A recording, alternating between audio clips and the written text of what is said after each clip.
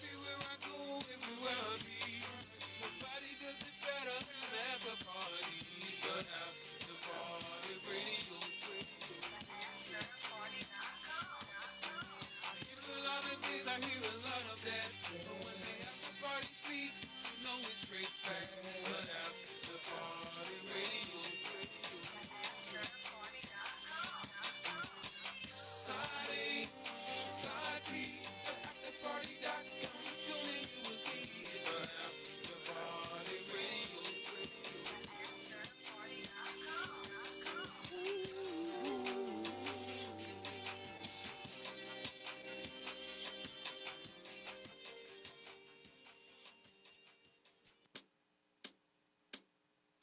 Hey y'all, I'm Bria with Grown Folks Talking. Tune in every Wednesday for hot talks with the DFW community while we discuss music, politics, and love every Wednesday at 7 on Side A of the After Party. See you at the party.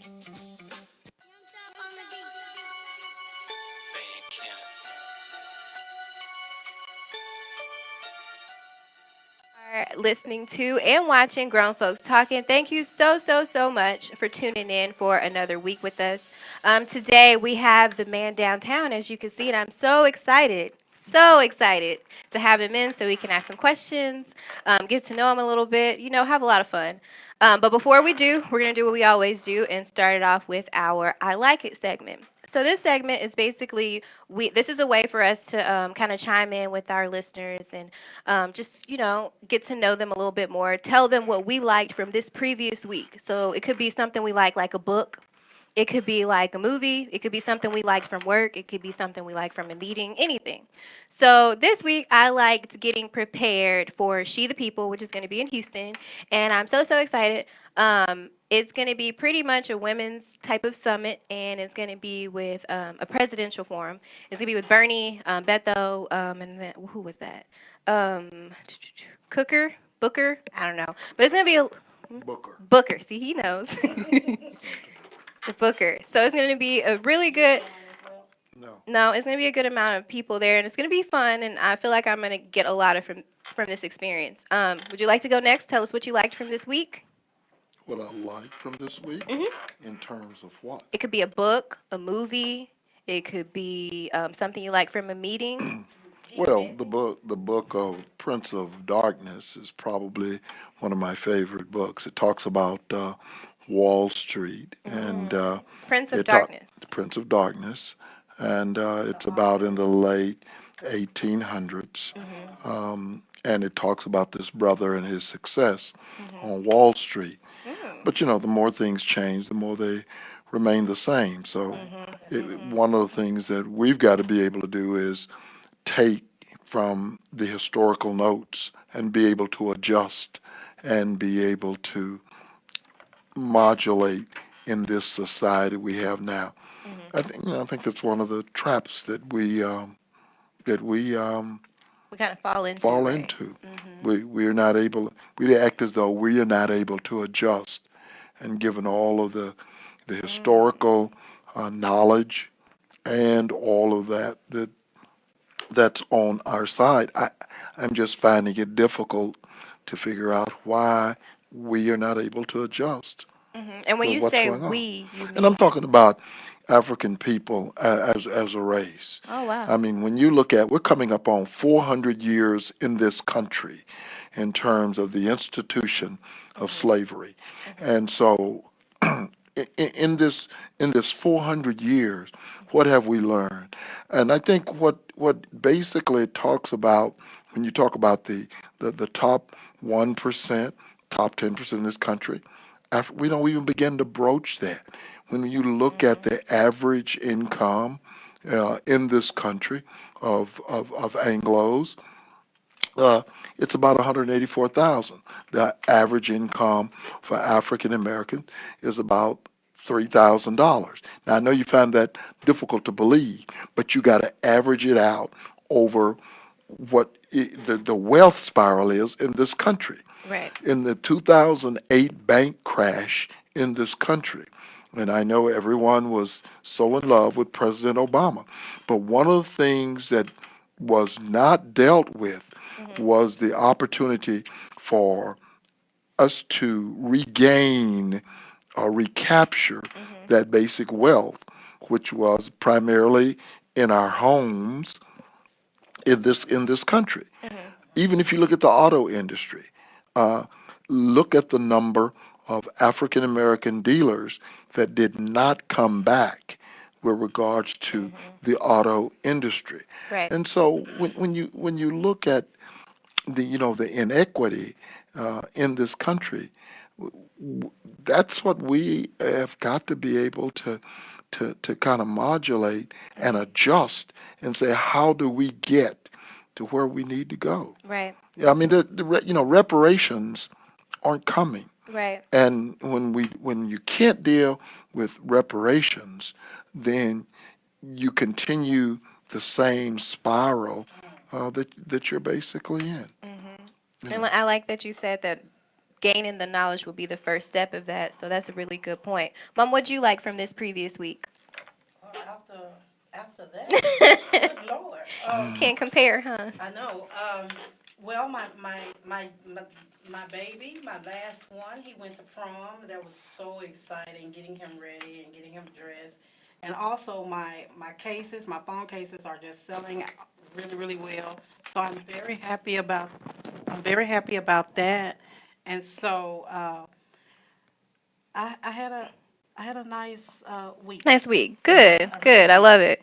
So, also, let's just dive in. So, I like to start with your contributions to Dallas. And one thing with the political corner with grown folks talking, which is the segment that we're on, I like to inform a lot of the listeners. So, a lot of the listeners are like me. They're millennials or they're younger, And as far as knowing as much about Dallas or politics in general, they're not as well informed, right? So, I really want to start with kind of just filling them in a little bit with the contributions that you've made to the people in Dallas.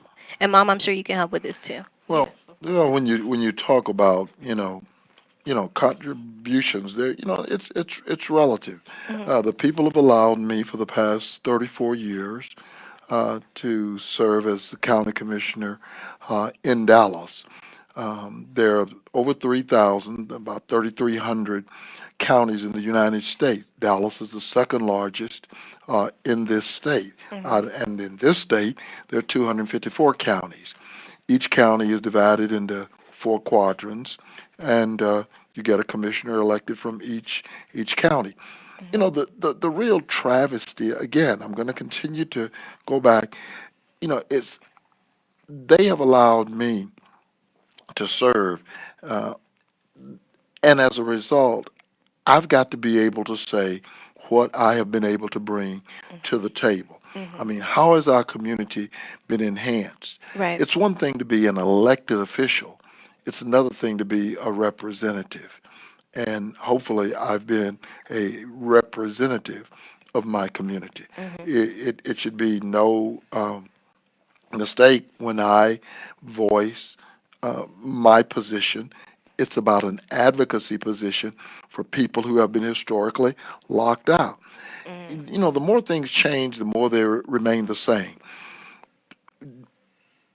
Justice is public policy. That's what I like about the way that Judge John Crusoe, our new district attorney, is going about in a reformation or a restoring of what we call the justice system. I Right. mean, it's not new. He's the father of divert. And so I've had an opportunity to work with people like Judge John Crusoe. Hmm. But then there are other people who have advocated, and I've had that opportunity. But I guess the real travesty, again, I'm going to continue to talk about, how far we think we've come Hmm. Hmm. and how far we really haven't. Right. Um, Again, the wealth in Dallas is basically, the same. When I look Hmm. at, what happens to communities that historically have been communities occupied by, inhabited by our community, they've been eviscerated. Short North Dallas, Hall Street, what you guys now call Uptown, the Galleria. You got to know the history of this community and understand where we've migrated from. And so, as such, I am an individual who's been had the benefit of that history and been able to bridge that historical institutional knowledge with and helping me to forge forward. The more things change again, William Sidney Pittman, Booker T. Washington's only son-in-law, married Portia, lived in Dallas. The Bankers Life building there, what we call the Bankers Life building that is now under renovation. That was designed by William Sidney Pittman. And I guess again, I'm back to that point that when Westdale began to talk about refurbishing that building, it is now called the Pittman Building. And as such, we made them say, what kind of black contractors? What is going to be the apportionment of black contractors that are going to help to restore this? If we're not building our community from a basis of housing, of participation in economic development, then again, what are we doing? And I've been very fortunate to be able to do that at Dallas County and try to create a model whereby it will forge it in other venues that are, quote, from the public sector. And, public policy, at the end of the day, says whether or not we get a chance to buy in. Right now in the Dallas-Fort Worth area, they're doing close to about $140 billion worth of construction projects. Where are our engineers? Where are our construction? And so until we're able to create policy that says that the Texas Department of Transportation, DART, which has a great record in terms of participation, what's going on? And so what does tomorrow look like? What does 5 years look like? Right. Right. When I became a commissioner in 1985, they were working on a plan called Mobility 2010. Here I am in 2019, I'm working on a plan called Mobility 2045. Basically means that if you're working from sight, you're behind. You've got to work from vision. And our community, I've tried to continue to be that beacon and that light that says that, we have got to have vision, because without vision, the people perish. And for millennials, you've got to ask yourself, what is your real stake in this community or in any community, wherever you listen? What is your real stake? Or are you just occupying space, or are you making a significant contribution, which usually means you're making a significant sacrifice? Public service is a sacrifice because you wind up with the target on you, Right. and sometimes the target is from people that you're trying to Help. To help. help. And so it's public sector is a real challenge in terms of how we're going to be able to make it, and it's a real sacrifice. Most people don't want to make that kind of public sacrifice, and I've been very fortunate. I've enjoyed the lion's share of support from this community. I've been elected 8 times. They're 4-year terms, and I've had a chance to serve my community in many ways. And so I'm very fortunate. Have I done everything I needed to do? No, not by a long shot. But keep in mind, there are 4 county commissioners and county judge. I'm 20% of that court, and so it's incumbent upon me to try to forge alliances that says that I am able to to deliver and demonstrate for people who have been historically, locked out of the process. So whether or not there are 15 standing committees, I chair 8 of them. Um, in our juvenile system, where I'm the vice chair, we're forging plans that says that these young people, that the most we can commit them to is 6 months in what we call post adjudication, which is custody and detention. So we're saying you will come, when you leave our custody, you will have either culinary certificates, you will have welding certificates, you will have a trade. And this is with the juvenile And this is with the detention center? juvenile. Okay. That's right. Okay. And so we're beginning to forge those kind of plans because if the young people are in our custody for a period of 6 months, and that's in the alternative of not sending young people away to the Right. Texas Youth Commission, which is nothing but a portal of what we call baby prison. Right. So, do you have the kind of planning? Are you able to provide the kind of psychological undergirding that these young people need? And a lot of our young people have some real challenges Right. with regards to um, their their e- entrance into these systems that we have. And so it's incumbent upon us to do what Judge Crusoe is doing a kind of a rehabilitation of I think another thing that comes to play with the children and with the kids in juvenile is the school to prison pipeline itself. That plays a huge part in why education in Dallas is so important. well, education is a whole different factor, and I don't think we still really understand what's going on with education, with the siphoning of charter schools,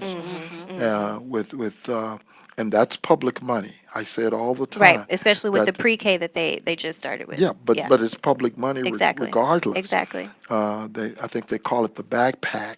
Each young person walks with $1,800 when they leave public school sector. Public schools have been our portal. I mean, there was a reason it was against the law for us to learn to read. It was against the law for us to be schooled. And now I see public education as just evaporating. And so until we understand and begin to take seriously this whole thing of public education, we're I gonna agree. we're gonna have some real challenges. I agree. Charter schools, um, first of all, you get an appointed school board. You don't elect your school board. And should you not make it in a charter school, they relegate you back to the public school. And public schools must take you back, given the way the design is set up. It's an attack on the real passport to the future, and that's real education. 100%. I'm really happy that you touched on that because we talk about that charter schools in relation to public school and how it's kind of a demise a lot on this show in the political corner, especially with the new passing pre-K that are going to be brought into public school, but it's actually charter school. And it's weird the way that it says that in the contract, which makes it legal, which is technically not legal in itself. Yeah, Yeah, so that's well, no, no. that's the thing. I agree, and I'm at loggerheads with a lot of my colleagues about this, charter schools, because when you look, the saturation, the proliferation is in our communities. Right. Exactly. I tell people drive north and tell me how many real charter schools you see, basically north or down. You may see onesie, twosie, for the most part. And again, if you do, it's primarily because they're able to cherry pick a certain population. Exactly. The concentration, the density is in our community, and it's siphoning off. It's siphoning off land that is prestige in terms of access, and then, of course, more than anything, it's siphoning dollars Right. from an educational system that is in 100%. And it's badly the need. reason a lot of these schools are closing, which hurts us too. It does. Um, and it's interesting that we talk. We're getting ready to go into what we call a complete census, and I still don't think people really understand this whole thing of being counted. Counted, counting a complete census brings you not only um, legislative representation, but it also brings you an allocation, an apportionment of funding back into your community, whether that's through community development block grant funds, whether that's through a number of allocations. And so anytime people are not counted, those are dollars that are going, out the window. I continue to tell people Medicaid in Texas is the number one travesty of all time. We are losing $100 million a month Whoa, coming into this state for wow. Medicaid and it's going elsewhere. Those are our tax dollars that we should be receiving. Right. But because the state of Texas will not do Medicaid expansion, and they do all of these little hyperboles like 11 15 waivers, which are not sustainable. That's in the alternative.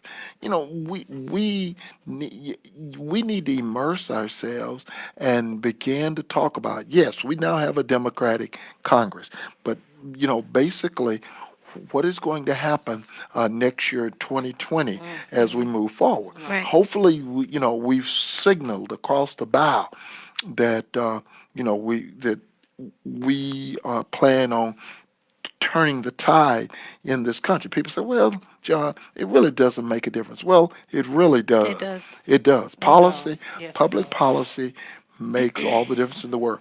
People who just went through April 15th with the new tax laws found themselves not only not receiving the kind of refunds, wind up in fact paying, Right. and a lot of the states now see what this new so-called tax reform did, and so I think that again, at the end of the day. It's about public policies. I don't care whether you're talking about utilities, whether it's electric utilities, whether it's water utility. You're talking about control. You're talking about policy. And that's what we've got to understand. Right. You cannot totally ignore electoral politics. At the end of the day, public policy fashions your life. It does.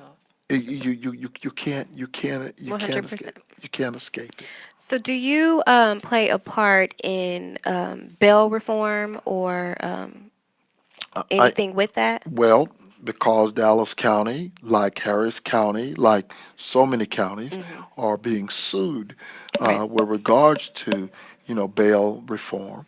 I do play because we are under an order to reform what goes on with bail. Now, let me just tell you, I will publicly say that what's going on in Houston is total insanity. I People who have been part of a system, and I agree, 70% of the people are pre-adjudication, which basically means they have not been convicted of anything, Okay. and they are entitled to be released with regards to their risk to public safety. Right. I understand all of that.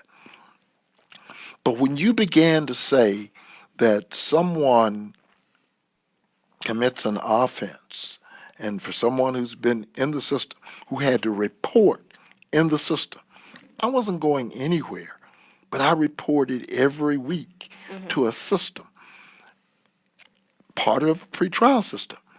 But when you tell me that individuals need everything from babysitting services to ride share services to not having any stake in terms of how you deal with whatever it is you've done in terms of the system, then I'm beginning to question how you're going to manage the system. A lot of people need help. 40% of the system has mental health issues, has substance abuse issues. Yes, yes. I agree with all of that. And we need to provide as much assistance as we can. Right. But when you talk about um, individuals that must, appear for court and and be able to extinguish, you know, whatever it is that they're accused of, then they've got to have some skin in the game. They just can't just show up and say, "Hey, I'll be there when I get there." Right. That That's not going to doesn't work. work. That doesn't work. There must be things that are done, in order. Right. And I think that pendulum swung the other way too far, and I think we're starting to swing it back the other way too far. It's got to be a happy medium. Happy medium look like, you I think think? the happy medium will be is that we've got to, again, manage the system. I agree with Judge Crusoe that, some cases probably don't deserve prosecution. I voted against cite and release. I voted against cite and release by the Dallas Police Department for marijuana cases, primarily because I represent 40% of Dallas County. So my constituents who live in east of 635 in Mesquite, who live in Sigerville, DeSoto, Cedar Hill, Balk Springs, Lancaster, Duncanville, they go to jail. People who live in my portion in Dallas, they get a citation. That didn't make sense to Okay, I me. get what you're saying. Yeah, and so when Judge Crusoe came in and says, I'm dismissing all of these misdemeanor marijuana cases, I agree with that. If you're going to do anything, right, for paraphernalia, a Class C. Because what people don't realize, cite and release still did not extinguish the case. You still wind up coming back Right. for the case. And having to pay, Eh, and if you don't have the money, the same thing may or may not happen. So at that And point, if you get a quote conviction, you have a difficult time acquiring housing, some jobs. right. And so it was, Most yeah, jobs. it was, yeah. So it Yeah, was, understandable. it wasn't, true in terms of trying to manage the system. Now, when Judge Crusoe says that I am going to, dismiss, probably theft cases up and around $750, that sends a different kind of signal in terms of our community, Right. where Because if we're in that community if and we're that, yeah, ugh, $750 is it's a lot. that's a lot. lot. That's a That's significant, and it has a different impact in our community than it does in a community north. Right. Right. They can readily absorb it. I'm not making any excuses. It's just that $750 is a lot. Yeah. And so I think that what he has basically said is that he will at least float it out there, and then he will revisit to see what kind of impact Right. it's having on the system. Right. I agree. You shouldn't be enhancing a case where a woman is basically stealing diapers or food, Or the and minor children, right, yeah. and that's a misdemeanor. And then and of course right now under the statute they can enhance that. You get caught 2 or 3 times, they enhance it to a felony. That's exactly right. And that's not right. And so, like I said, these pendulums has got to find that Right. that medium. And at the end of the day, let me tell you something. I chair jail population. I chair jail sanitation. Sanitation is about compliance. That's what the Texas Commission on Jail Standards says that we have to do. Well, we were spending at one time $11 million a month to maintain a jail. And that jail, the second largest county in the state, was larger than 80% of all the cities in the state of Texas. that makes no sense to me. Right. So now that jail is costing me about $8 million of your taxpaying money, to maintain. It's under 5,000 population, but that's the cost in terms of operating, you know, that facility. So now I've got to say, okay, the difference between when I had a population of 7,000 and now I'm right under 5,000, and the difference between the 8 million and the 11 million is the $3 million. What am I going to do? And so then you begin to invest in programs that begins to take and try to manage that population. It's difficult for people who have mental health challenge or what we call behavioral health challenge. We don't have enough beds. No. We don't have enough beds. Right. So we've got to manage them in a case management outtake position. Well, that's significant because you can't force people to take their medication. Right. Right. Okay? And again, we have a population out there with substance abuse, Right. with what's going on with, opioids and Oh just my God. and just basically K2 Yes. and cocaine. And in the white community, I always said, our community is dealing with K2 and cocaine. White community is dealing primarily with meth, poor Meth and prescription. prescriptions. And of course, at one time, Hispanics were dealing with the whole cheese epidemic. Right. And so when you look at that, and when you look at that workforce population, what does that leave us? Where are we?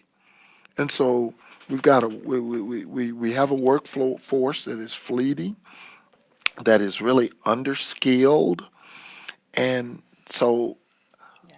we've got to say, millennial, what does that future look like? I mean, there's only so many tech jobs. There's only, there's so many. Where are the skilled individuals, the people who construct? Where are the master plumbers? You know, where are the welders? Where are the master electrician journeymen? And are those programs going to be implemented, or We we are now doing that, but I think again the whole educational system has got to change and start to deal vocationally because that skilled labor workforce is evaporating. yes, It's it is. evaporating because of us baby boomers. You know, it's evaporating. Did you just admit that? Oh yeah. Baby boomers never admit that. 69 at Ooh. 69, I'm admitting it. Okay. Yeah, I'm glad to be All here. right. I'm glad, but and as old black folks used to say, I woke up clothed and in my right mind with a reasonable portion of health and strength. That's right. Everybody can't be doctors. So Right. what kind of texts do we have in terms of the schooling? Well, what are we producing? Okay. And so I think that's the challenge. Yeah. With the kind of piggybacking back to bail reform, and I actually had someone ask this question on my Facebook because I let them know that Okay. you're going to be coming. With the public access for Magester hearings, and how I know it's been changed over to where the public has access, but it's through like in a room, and it's a private room, and it's through a video. Mhm. A lot of the time they've been saying that video like comes up blurry, and sometimes the I've heard that, and I've said anytime somebody does it, I want to see it. I am, as I said, chairman of jail pop and jail sanitation. Right. I'm at that jail almost daily. I'm not only I'm in the intake area, but I'm also we are reconstructing as a result of part of the Reformation lawsuit. The facility. But I have had individuals tell me that, and I tell them I want to know exactly when that didn't work because first of all, we're recording. right. Yeah, we're recording. That whole Is it recording access. live or is it? It's live. Okay. Yeah. And that whole access issue is about security because now that means that I've got to take people out of what we call a custody secure area into an other area. Now I've got to have more officers. Mm-hmm. I've got to have more security. You know, you're able to view the proceedings, the Right. magistrate proceedings. What I want, Plan A, was what Judge Godby said. Now he talks about, and he's a federal judge overseeing the bail reformation lawsuit. Mm-hmm.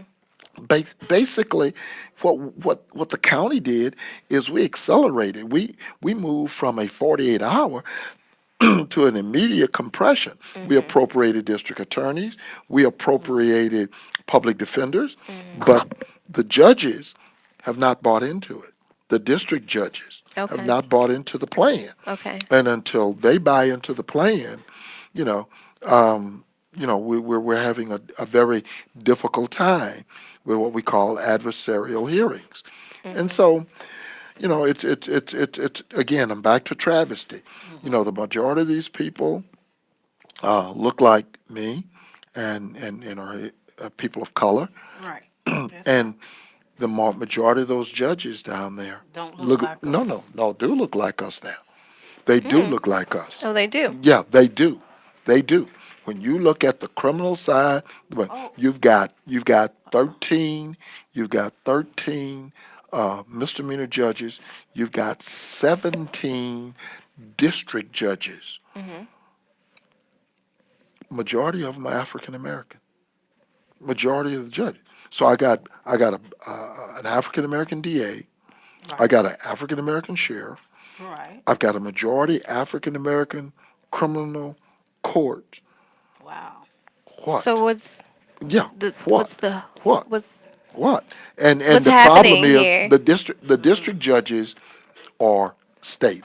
When you talk about branches of government, there's executive, legislative, and judicial. Supposedly kind of co-equal. But at the end of the day, Mm-hmm. you know, they don't take their direction from the commissioner's court. We appropriate the funding. Okay. We set the tax rate. We're responsible for the budget. Mm-hmm. However, district judges get their authority from the state. And so therefore, Okay. they don't report to us. Right. Right. Right. And in those branches of government, they have certain powers that we're not able to penetrate. Mm-hmm. So unless we get some cooperation Mm-hmm. and collaboration, they pretty much in and unto themselves. And If I want to oh, give you a compliment on something uh, that I know people aren't aware of unless they know the county. Well, the jail, you guys were talking about the jail. The jails years ago were unlivable. They were filthy. They were horrible, and it's been noted that you changed a lot of that. And that's commendable. Because people that have done something wrong, they're human too. And right. so I commend you for that, because prisons and jails are a big money making commodity for the clear people. Well, Let's get that out there. well, the thing is, sister, first of all, Texas has the largest prison system in the free world. Mm. People don't realize it. That's number one. And Wait. unfortunately, Wait. You in the said free the free world, world. yeah, in the free world. Okay. I mean, I don't know what's going on in Russia and other places, but in the free world, in the Mm-hmm. United States, in the Canadas, and places of, on That are this hemisphere, free. we we Oh, have the largest prison system. Texas. Texas. Texas, Oh wow. Okay. bigger than And California? yeah, so yeah, Because in they terms used to of, say California, but it's really but Texas. but and so when you look and see what's going on now, the the Department of Corrections, which is state institutions, which Mm-hmm. we call prison, uh, they're not under the Commission on Standards. Right. Jails are. Local Okay. jails are have so we have standards, Mm-hmm. and as a result, we have to maintain so many exchanges of air. We have, Hmm. that all of that fallacy and myth about, bologna. They can serve a cold meal, but the meals have to be calorically balanced. You have to provide medical intake. Yes. We built a $38 million infirmary inside of Dallas County Jail. 132 beds is behavioral health beds, mental health. And so when you look at all of that, and by the way, Parkland services that to the tune of about $30 million annually. But we have to maintain that exchanges of air. We have to, maintain a 1 to 48 ratio of detention officer to custody to those. We have to maintain. I mean, you can't even imagine what we have to do to maintain the smoke evac system, the fire systems, uh, uh, exchange of garments, and so all of that is incumbent upon jails. In the Department of Corrections, they don't have to do that. In fact, we get the complaint all the time about the Hutchins unit. The Hutchins unit is a state facility. There's no air conditioning there. In fact, there were a couple of stories for the last several years that people have perished, have died in state custody in institution because of Because heat, of that. etc. And so, My it, question is, if the judges do comply, which is a long shot, right? What would that look like for Dallas? well, what it would look like is adversarial hearings within the time they come into custody. Both the district attorney and the defense able to come together to figure out, first of all, whether or not the case was even worth filing. You know, the way we got in this bail reformation lawsuit is the judges basically gave authority to the magistrate that says that if an individual is charged with a burglary of a habitation, you will set a $5,000 bond. If you're charged with a burglary of a vehicle, you will set a $500 bond. Well, that was just standard. You didn't know anything about the facts of the matter. And so what the lawsuit is now saying is that you can't set a standard bond. Right. You've got to do a risk assessment and decide if this individual has been here 10 times or once, if they're dangerous, if they've got other kind of cases. And so you do a risk assessment for public safety. Then you get the facts of whatever that case is, and you set a bond commensurate with the facts. Okay. It's real. It's just Okay. that simple. Okay. And so that's the genesis of how we got here. So if they comply, we would be having a hearing within first 24 hours when an individual comes into custody. They would be talking, say, look, this case is not worth that.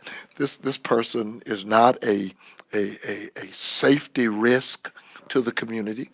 Therefore, personal recognizance. Therefore, $1,000 bond. Therefore, $1,000 pre-trial bond, Right. which is different from another $1,000 surety bond. And so that's what it's beginning to say. It's beginning to say, look, you need to deal with each case individually. Individually. And that's the complication of this bail lawsuit. But Okay. it's not something that we can't overcome. Okay. That's promising. It It is. is, Oh no. yeah, And well, it's promising in a number of ways. First of all, we got a federal judge saying, "Hey, you will do something." And so as a result, we will decide whether we will do something that is reasonable. I mean, it's not as though Dallas County hasn't been under federal oversight before.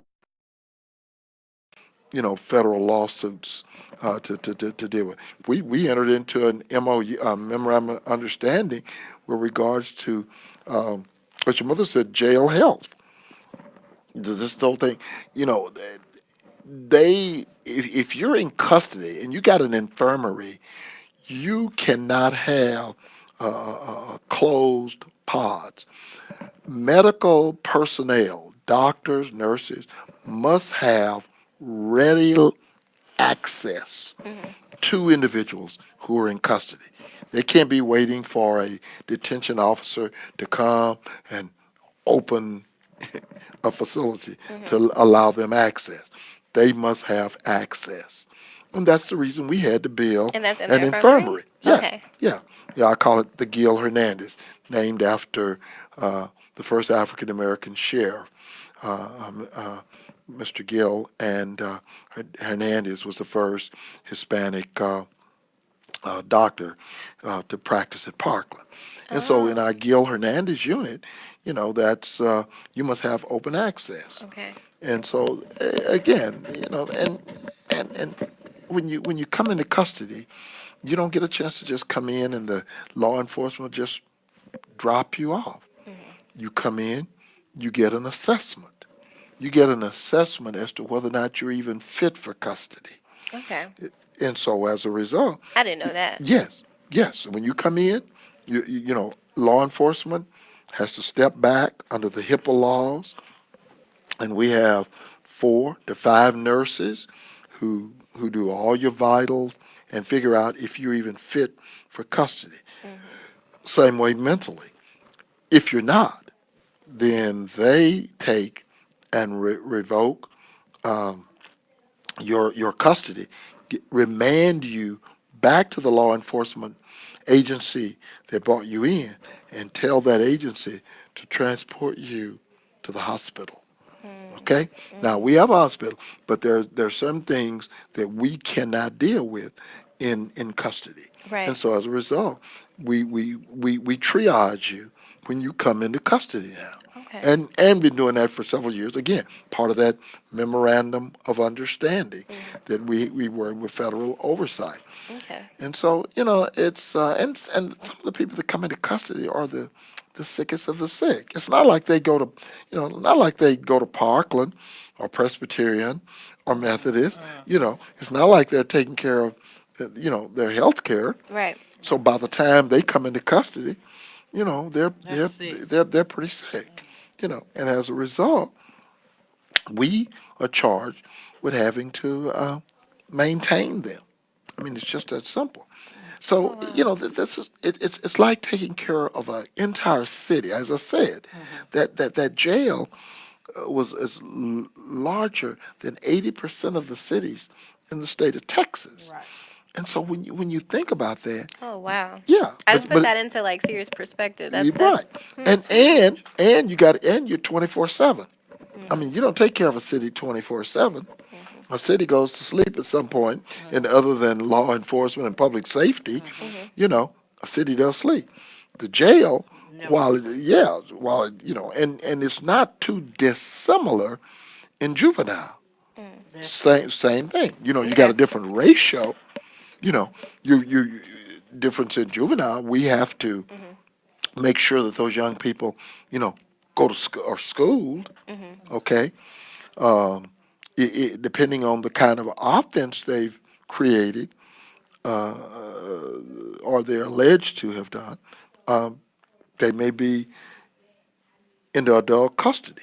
Well, if they're in adult custody, we have to segregate them under the PREA, Prison Rape Elimination Act.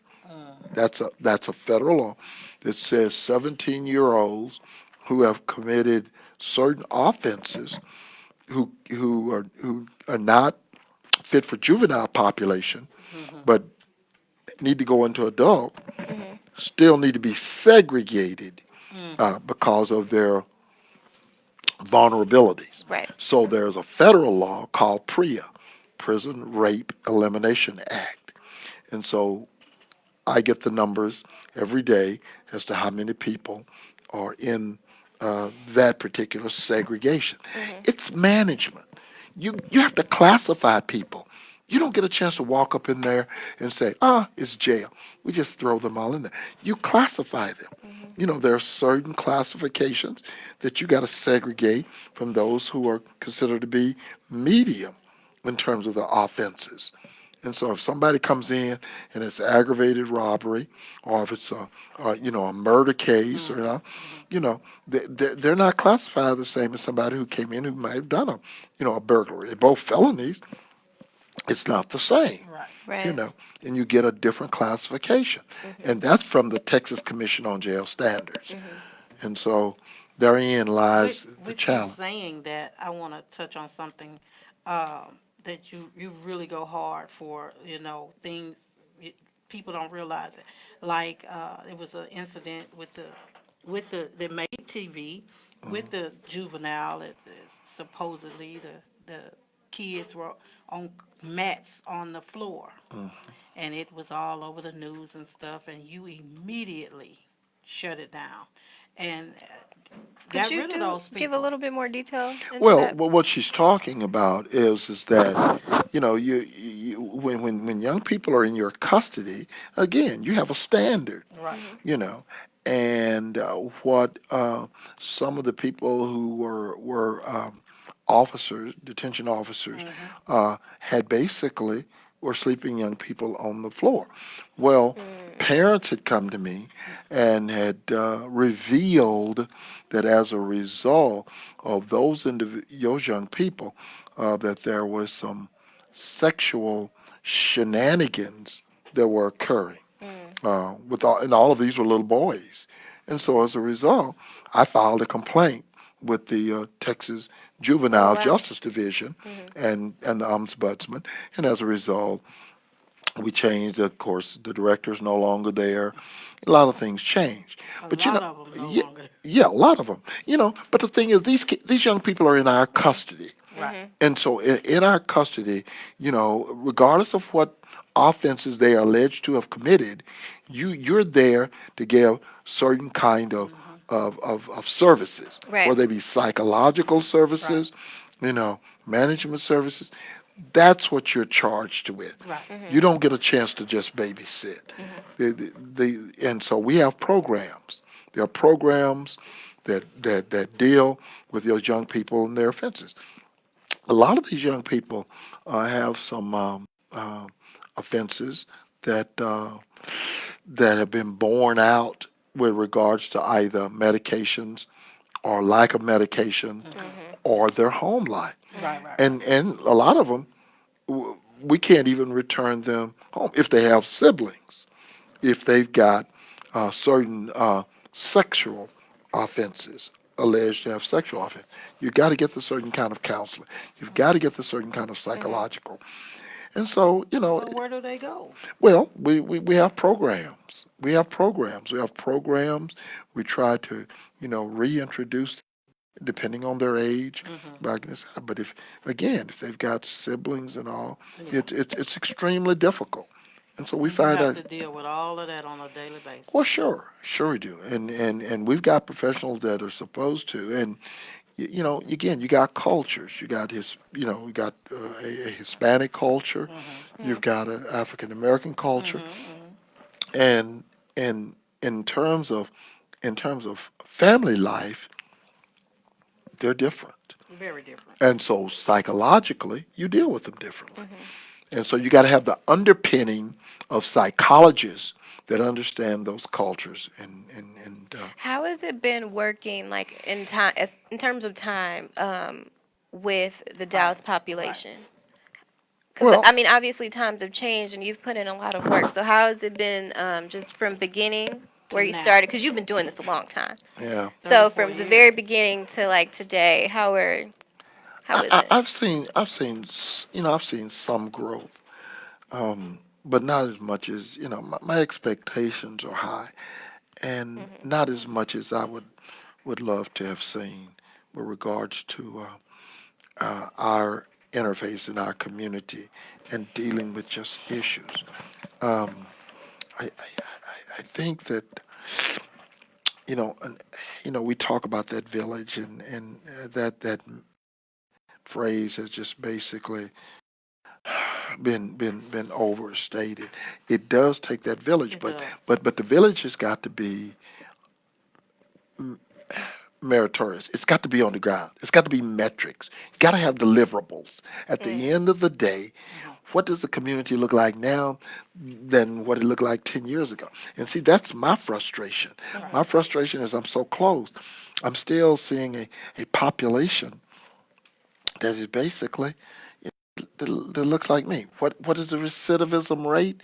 And that means young people or anybody coming back into the system after 1 year, after 2 years. Right. You know, those are the kind of numbers I want to see. I don't want people to come in and do programs that make them feel good. I've got to have some deliverables. I've got to have some metrics that says, as a result of us dealing with this young person or even an adult person, that they're different because Right. we've interfaced with them. We have those wraparound services. We've got families that have some real, like I said, real challenges. But then a lot of and I'm having this trepidation again. A lot of us trying to game the system, with our kids. Um, SSI, getting Social Security because our kids are on meds. One of the first things that I have them do when a kid comes into custody is to evaluate whether or not those kids have, in fact, um, need to be on that medication. Okay, we're over medicating our kids. Oh, yes, I Yeah, don't like yeah, that either. I mean, and that's a lot of that's because we over medicated, but we're also again gaming the system. We're getting funding because the kids are on those meds, So are you really and so gaining the system you or you gaming the you system at that gaming the point? You're system. gaming yourself too, Well, though. you are. And You you game gaining yourself. your child. You are. You're pimping your child. But my And that's point. wrong. But my point is that you're getting money because that kid has some behavioral issues and is being medicated to a level, and that kid is either winding up in schools or in juvenile systems, you know, for custody on our part. And it's some of that. Again, you ask me how far we've come. See, that's what concerns me. Oh, okay. That's what That's concerns deep. me. Okay. Yeah, and I don't. I see people line up every day to pick up their kids at public schools and at other schools, and I can't truthfully say that I see a lot of us in those lines. Wow.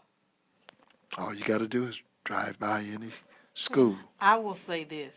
Um, my son goes to a predominantly, uh, uh, it's not predominantly black, but when we have like the Like parent PTA and meetings and PTAs, it's amazing how the mothers, you have the mothers, and then My it's question is, how many there look like you?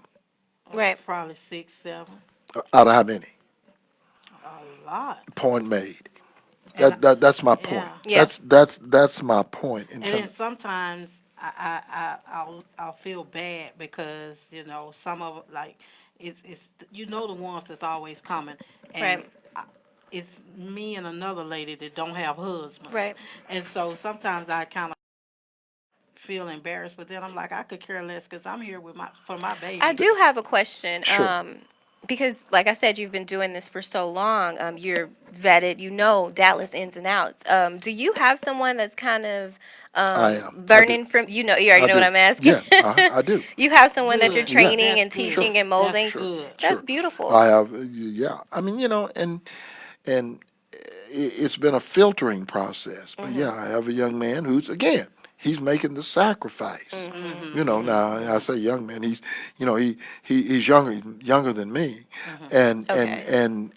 but he's made the sacrifice, a personal sacrifice. Okay. He's been to a number of the venues. He's now working in the pipeline. He worked for me part time for like 13 years. Oh, wow. And then now he's working for me full time. Okay. Again, his last child is in school, but he's making that sacrifice.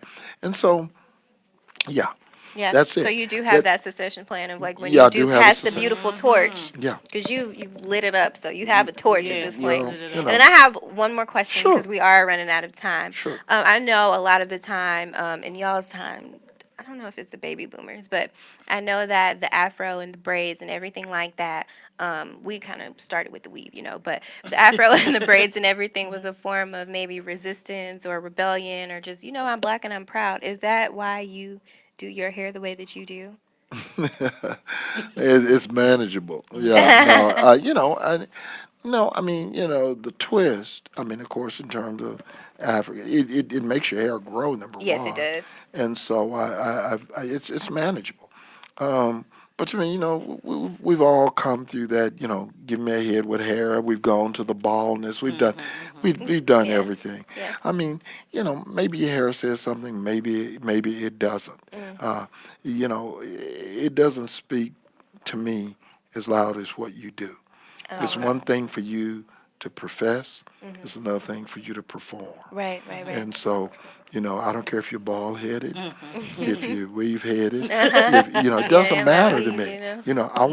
I wanna know what's in your head Right, right, right. as opposed to what's on your head. All right. And so, at the end of the day, that's it. It's You just didn't man- answer me. It's manageable. It's manageable. manageable. I just did it. I just did it because it was. Is it a resistance? Is it a? No, Are I you just- making a statement? no, not really. It's It's manageable. just that's just what you It's like. just Yeah, manageable. Yeah. Okay. Yeah, it's just Okay, man- that's fine. Because let me just say this: I've seen pictures of him when he had afro, and I didn't know who he was. I was like, "Oh, who oh, is he looks different with Oh that. my God, yes. Well, I've had the beards. I've Yes, had the yeah, afros. yeah. I've had, Oh, yeah, I've had it all. versatile over Yeah. there. Okay. Yes, he has a lot of different looks.